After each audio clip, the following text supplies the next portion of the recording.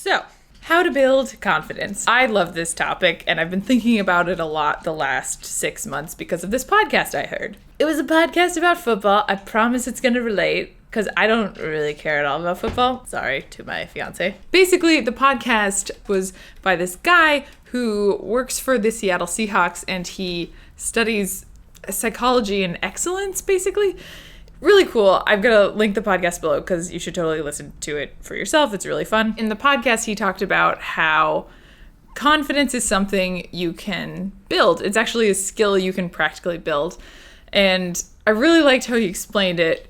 It was a very simple explanation. I'll find the time code for you of when he talks about confidence specifically. The way he talked about building confidence was the simple concept of doing something that scares you, that's doable, and then overcoming it, and then being in a place to do something that's a little scarier than that, and doing that. Basically, by conquering small fears, you can build confidence. I listened to this podcast. It was at a time where I just started my new part-time job that I'm still at. I was helping them decorate the office, and I really wanted to build this like DIY shelves set.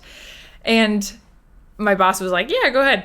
So it was a more ambitious project than I kind of realized at first, but I did it. And every time I overcame a little bit more and like went to Home Depot and got the right supplies and like started drilling and the drill holes worked, it was just a very confidence building experience. So at the time I listened to this podcast, I was in the process of building these shelves. And when the shelves were completed, I was happy, but I was also really sad because I realized it was such a cool way for me to have this like organic activity of a little thing I was afraid of that I overcame that helped me build confidence. And the really cool part is that I noticed that in becoming more confident in my shelf building skills, that had an overflow effect of me becoming more confident in my writing. And it just really struck me, and I kept thinking about this podcast, how confidence is a more malleable sensation.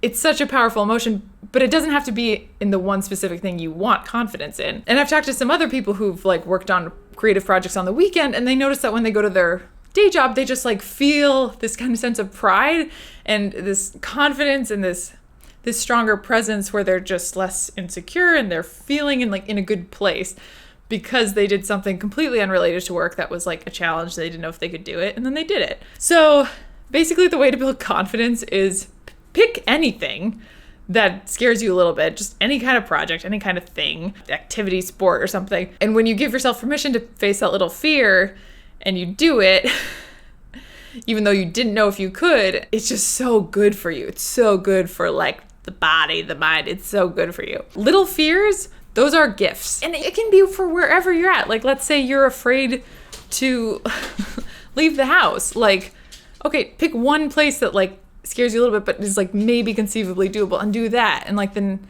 the next day or the next week, you can go somewhere a little scarier if you have like extreme social anxiety. I also recommend if you have extreme social anxiety to see a therapist because therapists are amazing. But yeah, confidence is a buildable skill. And that's what I took away from this podcast and how it lined up with the experience I was going through in my real life. Building shelves basically gave me confidence that affected my writing positively. So that's why I wanted to make this vlog. Again, I highly encourage you to listen to the podcast. It's with the guy, Michael Gervais. I think that's how you say his name. He works for the Seattle Seahawks. The Seattle Seahawks have done really well with his consulting help, and the coach of the Seahawks like loves this guy. So it's just a really cool psychology discussion about how do people who are excellent at what they do like get to that point and stay at that point. I hope you guys are well. I hope you guys had a happy Thanksgiving and are having a good time going to the holidays, and I will talk to you soon. Okay. Love you guys. Bye. Big speed. I'll hold you. There you go. There's a small dog sitting in my lap. I'm watching him for my friend. I also just got a ring light, so I'm testing this out, and it's very exciting. Small dog. Stay still.